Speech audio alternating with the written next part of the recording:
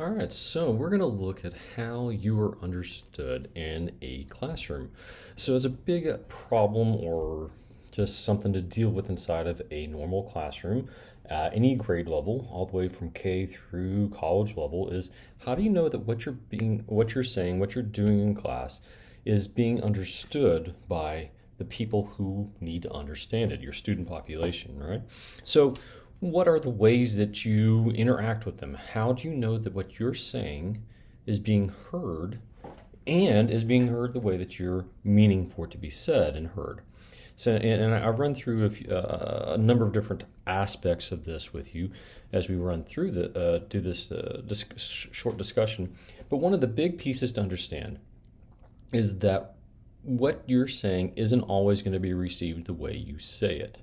And that's a big aspect to think about when you're teaching because you have a very diverse population. If you have a very homogeneous population, it might be very different. It may be a lot easier, a lot clearer, more easily accessible for you to do that process properly. But in most situations, it's going to be actually a bit of a challenge to make sure that every individual in a 30 plus classroom understands the same way. So let's just dive in and look at what we got here. Okay, so first and foremost, how do you know that you're being understood in a classroom? In this setting right here with this being a video, I have no way of knowing whether you understand anything I'm saying. Uh, the only interaction I really have is if you were to leave comments in the comment section. If you were to reach out to me via email and ask questions, very direct questions about a particular thing that you heard me say or saw something on my slides. So, but if you're in the classroom and you have a face-to-face setting where you can physically interact with the population, things first and foremost is body language, eye contact, facial expressions. Those things have a huge impact upon understanding, or rather say that the other way. Their understanding has a huge impact upon those reactions you get. You can a lot of times see it in the eyes and the way the body language is, whether the individual is engaged with your discussion or whether they have checked out, if you will. That's actually one of the nice things about videos. If you check out it for a couple of minutes, you can pause, rewind, and listen to it again, or you can stop, go get a snack, and come back. So videos lend themselves a little bit differently to being interactive and being understood because you can listen to something multiple times and make sure that you're hearing what you think you actually heard. And in that particular instance, some of the responsibility is left on the listener. When you're in a classroom setting, the teacher is the sole one responsible for whether or not what they are saying is being understood. If what you're saying is not being understood by your population, that is your problem. It's the students' problems too, but it's your thing to fix. It's your thing to address as the classroom instructor. Right? So eye contact. You look at the eyes. What are the eyes telling you? Are they just blankly staring at you? Can you see something going on behind those eyes? Are they looking around? Are they reading things, or are they just staring off into another direction entirely? The body language. Are they slumped down in their chairs? Are they lean? Are they leaning forward? And that interaction process, but the body language and the facial interactions is a big deal. Now, I used to, when I was a classroom teacher for 20 years or so, that was the number one place I went to is the facial expressions of my students. What do the eyes tell me? What do the mouths tell me? And I would stand there in the room and watch and see what the students were doing, not even read their lips of what they said after I'd gone through something to see whether they did or did not understand it. The mask at the beginning of COVID changed a lot of that, but it's gone back to that for the most part of where I can understand and read those facial expressions once again and that body language. Things have changed though. So you have to really adapt to your population and what that body language says. Are they leaning forward into their desk and really trying to interact with you? Are they slumped over their desk? Are they leaning out of their desk? Are they turned around backwards? That's a big indicator, right? So those are some of the pieces. Now, one of the other, and we're going to look through some other aspects of this as well, but you have to be direct in your wording. Don't kind of move around and use this piece and that piece. Very direct, very organized, very intentional about the things you say, the questions you ask, and the things you do, right? One big thing is have the students repeat it, and then have the students do whatever it is, right? Maybe you have a couple students want to do that, right? And then you want to be clear about what you're saying, which is, of course, the whole purpose of this, right? Be clear. That's a little different than being direct. Being clear means that the student understands your wording. So when you're talking to a particular population, yes, you want to lift those students up a level of understanding, raise their academic rigor. But at the same time, you do need to meet them where they're at, to move them. Because if you're just running out in front of them, they're just going to stop running and you're going to be left all alone in the field by yourself. Stay with the group and move them along as you go. So you have to find words that work with your population. You're saying, well, what are those words? And then the answer is, yeah, find them, right? It's going to be different. There are too many instances, too many different ways that can be discussed for me to go through all of them with you.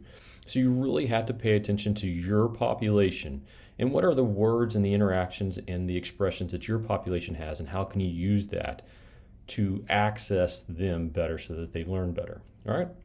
So next, well, how do you know?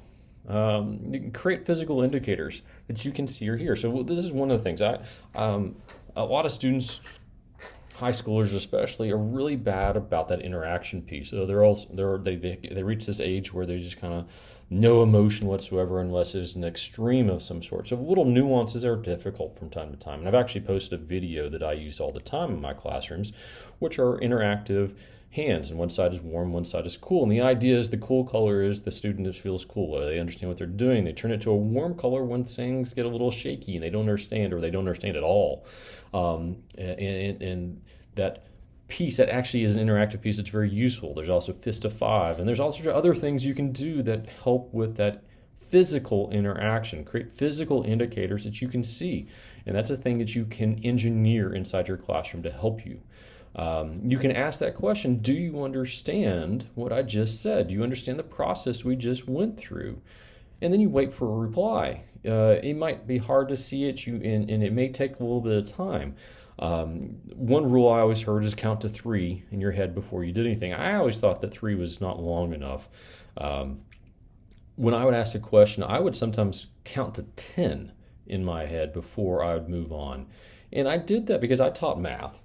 And there's a lot of phobias around math, unnecessarily, I think, but that has to do with the way we teach math in this country, and it creates phobias in the classroom. So I have to overcome those things. So I would wait 5 to 10 seconds for students to process and formulate a question. And then I think the same is true in most classes that I've experienced, at least as a student, is it takes more than 3 seconds for you to understand, formulate a question, and move forward. It does take a little bit longer. Some students might get a little bored by the end of 10 seconds, but you're going to have that student who at the end of 10 seconds, it starts to click. Then you can move forward. You're not losing anyone. And it just costs you a few seconds here and there, right? And you will have, if you wait 10 seconds, you are going to have students who are going to complain. It's like, why are you always waiting so long? I'm bored. It's going to be something you're going to have to monitor and move forward with. Okay, it's going to be a constant monitoring process. The other big thing is not just say, and like in the last slide I said, say, repeat, and do. Well, not just have them say what you did or repeat what you said, but have them explain what you said and tell them up front. It's like, don't use my words, use your own words. Put this in your own process, if you will. Okay, so and a really good story about this is when you have students explain things using their own voice, sometimes their classmates understand better. I have a anecdotal story on this one, and this is not just the one time this has occurred. This occurs quite often in my high school classrooms when I was a teacher at that level. I had a student, and I explained something, and the student looked at me and says, I don't understand. And her friend would lean over and explain something using more or less the same words I just used, and then she'd look at me and say, okay, now I get it. And this went on, and this went on, and this went on. And then one day, the friend came in early, the friend that was explaining everything to the student number 1, and I said, next time she asks a question, try to do your best to repeat the exact words I use, because I'm really curious about something. And she says, okay, I'll try. And then she nailed it. The student 1 came in, student 1 said, I don't understand. Her friend said almost practically verbatim, there may have been a 1 or 2 words, a the instead of an a or something like that, but it was a direct quote practically. re-explaining what I had just said seconds before. And her friend and student one said, "Oh, okay, I get it." And the friend was, eyes got huge and wide, looked at me really confused and said, "Wow." And student one looks at me and says, "Wow, what?" And then I explained to student one what we had just done. A lot of the classmates had heard this, and they were all kind of giggling, like, "Wow, that's really interesting." And it pointed out this massive thing that went on, and I addressed it in the classroom of different voices with the exact same words sound different. The interaction. So there may have been an issue with that student does or does not trust you for whatever reason. There's maybe something in their background that makes it hard for them to trust someone who looks like you. And that is, we can talk about the ethics or the morality or whatever about that. But the fact is that that's what's in the classroom. That's what those young people are bringing into the space. You have to address that head on and realize that that's what they're coming in with, and that's who they are. And you can't do anything about the baggage or the damage they're bringing in with themselves. But what you can do is you can address it going forward and say, listen, and that's what I was able to do with the students. Like, listen, that you understood the words. You didn't understand me. And that allowed me and student one to work on our relationship. And there wasn't too long before student one and I were discussing things directly without a mediator. But that mediator was very important for a long time. And you're going to have students that you're never going to be able, like that student was very vocal, very direct. Student one's very direct, like, I don't get it, I don't understand. She was very vocal about that. She demanded understanding. Not all your students are going to be like that, and they're not going to understand what you said because you're the one saying it. That in the classroom is simultaneously fine, but not okay. You need to work around that, which is why having one student explain to the entire class what you just said is so very important, which one of the things might be you hand them the marker, you hand them the chalk, you hand them the electric pen, whatever, and you say, rework this problem for me, explain your steps to the entire class. It helps that student understanding, and it helps everyone else in the classroom as well, because they're hearing it, maybe the same words, but they're hearing it from a different voice, and it helps them. That should be okay.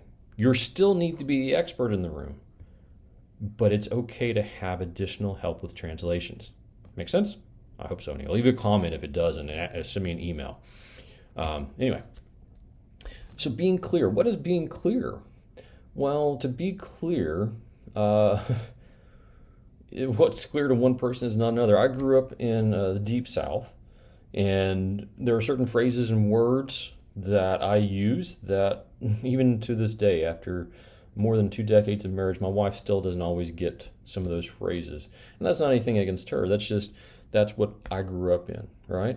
And there are interactions and things I say right now that without proper context are completely unclear to other people. And then when I explain the context, they're like, oh, I get it. And one of the big ones, I don't know how many people are Monty Python fans out there, but when someone says that they're looking on the bright side of life, that's from a Monty Python movie where something is very brutal and horrible is happening to somebody, and he starts singing the song, "We'll always look on the bright side of life," as he's dying, right? Give you context about what that phrase means. So what's clear to one person, you may think it's clear, but is it really clear? Are you really understanding? Choose your wording, choose different words, ask questions. Do a process instead of just giving the words and the clarity. He's like, how did I do that in a history class? I had a history teacher friend who reenacted trench warfare with the students. They would set their desk off, they'd turn the lights off, he'd play bomb music or bombs on the school on the speakers inside the classroom, and really give the students, it wasn't anything traumatic, it was very lighthearted, and he did it in an extremely well manner. But then he followed that up with a really rich discussion of, this is what trench warfare was like. Imagine being like this, being this close to each other for months on end. And the person next to you, every time they got hit by a piece of paper, they died. And it was a really big, impactful thing. So it's not just the words, it's also the interactions, it's the experience. What type of experiences are your students getting in your classroom? That helps with clarity. Giving a student a experience. And that's when I say, when I choose things other than words, that's what I'm talking about. Provide experiences for your students in your classrooms as opposed to just words, right? And then, of course, going back to that thing I keep harping on is have others repeat what you have said. Okay, that way when you hear it, you may say, oh, well, that's not what I meant. All right, and then you move forward with that, all right? Be direct. Well, what does it mean to be direct? Well, it means don't kind of move around the topic a whole lot. Build the reason for the topic before you start the topic. That's one of the things I always think is really important is you start off saying this is important because. And then, and in this particular instance, I didn't spend a whole lot of time on that because if you're watching this video, you already know the importance of this. At least I hope you do. And then you get to the point fast, and then you follow up with details, right? So you talk about the big piece and you focus in on a little piece, understanding that some people aren't going to understand you at all until you get to the details, which means all this process needs to happen quickly and you're going to need to re-loop it. And in this video format, that might be something that is kind of embedded is this idea of how do you re-loop things, right? Okay. So, and then coaching or teaching. Which are you, a coach or are you a teacher? Coaching is training someone for a skill and teaching is helping someone understand a topic. Well, in your classroom, how are those things different? You're both a teacher and a coach. And that's something that's been said for many years, but I think it's very true is that you are both a coach and a teacher. And I think a coach is both a teacher and a coach. I don't think you really separate those things. When someone is learning a skill, you are those things. And we really just have that term coach because it's a teacher who teaches sports. That's really what it comes down to is a teacher is still doing that. So you got to realize is that in every single subject students learn in school, they're learning skills and they're learning topics. And they're learning topics so they understand and can do the skill, and they're learning skills so they can understand and do topics. And there's this constant interaction between these two aspects of their learning. And if you start to deny any one side of those things, you're going to cause the students to not understand nearly as well as what they could have. And all this goes back to this idea of how are you assessing your students in a formative way every single day in your classroom. What types of things are you doing to try to understand what your students understand? And the more you understand what they understand, the better you can help them understand what you want them to understand. That's a lot of understanding in a single sentence, isn't it? All right, I hope these videos are useful and helpful. I hope you find them to be enriching to your experiences and your craft as a teacher. Please reach out with comments. If you have any, reach out with an email if you have that access to me as well. And I'd love to help you along with any particular topic or subtopic on this that you have. Please take care.